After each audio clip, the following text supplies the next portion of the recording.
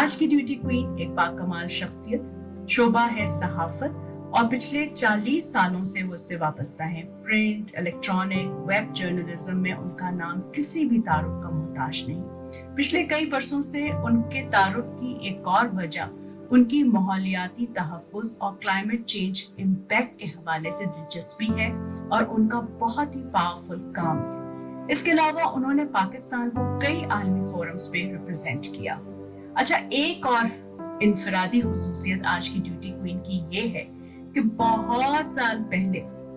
جب لڑکیوں اور خواتین کو کئی ڈسپلنز میں اور کئی شعبوں میں باقاعدہ طور پہ ڈسکریج کیا جاتا تھا،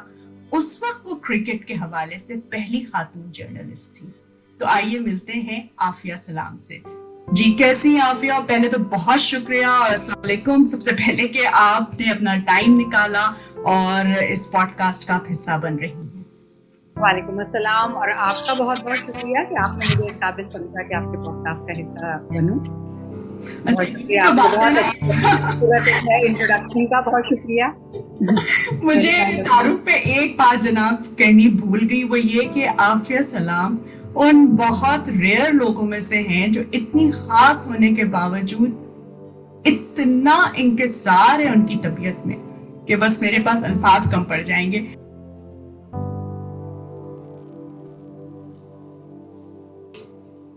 دیکھیں، یہ وومن امپاورمنٹ کو لوگوں نے بز ورڈ بنا دیا ہے، ورنہ امپاورمنٹ کس کو کہتے ہیں؟ ایک اپنی ایجنسی کو، انگلش میں اس کے لیے لفظ ایجنسی کا استعمال کیا جاتا ہے، وہ بھی ایک بز ورڈ کی طرح استعمال ہوتا ہے اب۔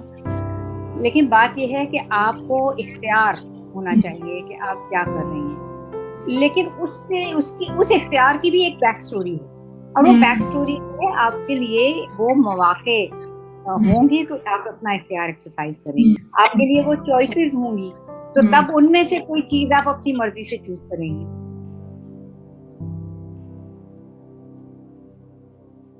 جی اگین وہ ہر ایک کے لیے مختلف ہوں گے، اس کا کیا بیک گراؤنڈ ہے، کہاں سے آ رہے ہیں، وہ اس حوالے سے وہ ساری چیزیں شفٹ ہوتی چلی جائیں گی نا۔ آپ ہمارے لیے یا میرے لیے یہ کہنے کا میرے پاس حق نہیں ہے کہ تم لڑو، اس لڑنے کے کیا نتائج ہوں گے تو اس سے کیا وہ میں اس کو ڈیل کروں گی؟ نہیں نا، وہ وہی ڈیل کرے گی جنہوں نے یہ قدم اٹھانا ہے۔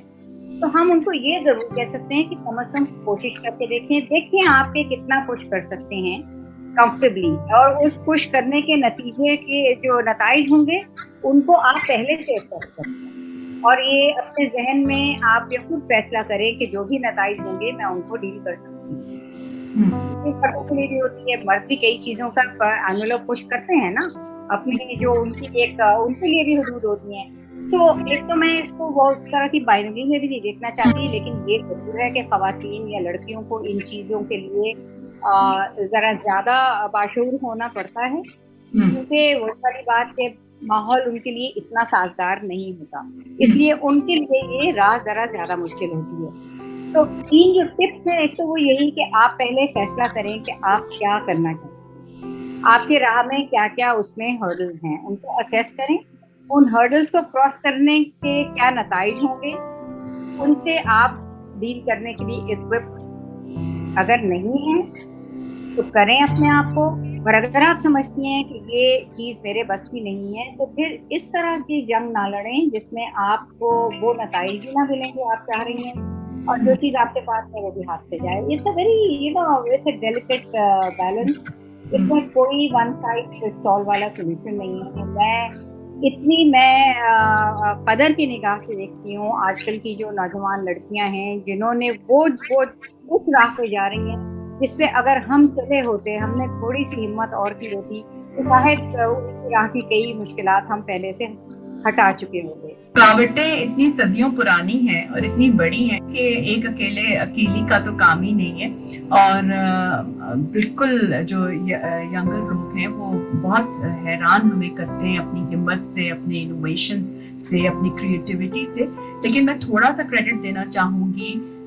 جو ہماری نسل کے جو لوگ تھے اور جو ہم سے پہلے تھے، بہت سارے کانٹے جو ہیں انہوں نے سمیٹے ہیں۔ لیکن ایک زمانہ تھا 50s میں 60s میں کہ خواتین शायरी भी नहीं कर सकती थी,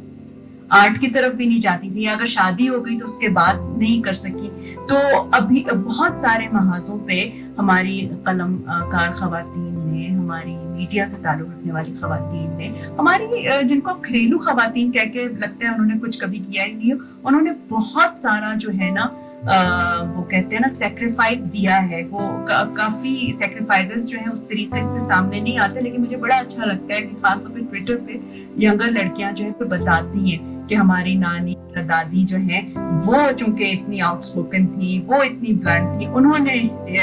कहा कि यूं भी कर लो, या कोई पुरानी तस्वीर जिसमें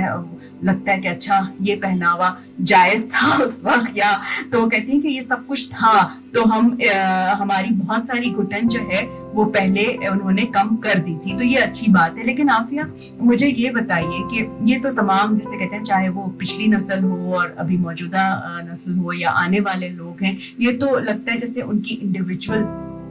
जुर्रत पे ही सारा मामला चलेगा। मुझे ऐसा लगता है, शायद आप भी मुत्तफिक हो, कि बहुत सारा जो सपोर्ट है वो अच्छी पॉलिसीज, अच्छे लॉज और अच्छे ऑन ग्राउंड जो मैकेनिज्म्स होने चाहिए सपोर्ट के लिए,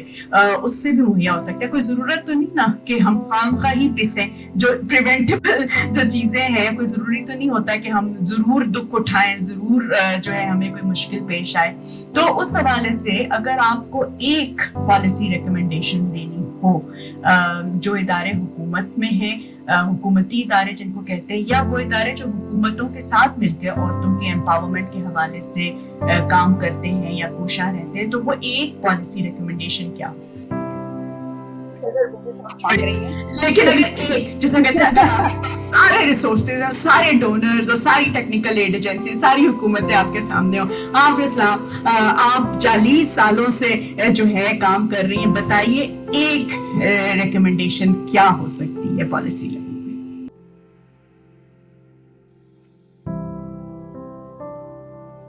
देखिए, पॉलिसीज हमारी जो हैं वो फेयर नहीं है जहाँ पे, उसमें वो elements of unfairness and discrimination निकालना है। अब वो सिर्फ खवातीन के इतनी हद तक डिस्क्रिमिनेटरी नहीं है, आपके बहुत से माशरे के ऐसे तबकात हैं जिनको वो टोटली नजरअंदाज करती हैं। तो जब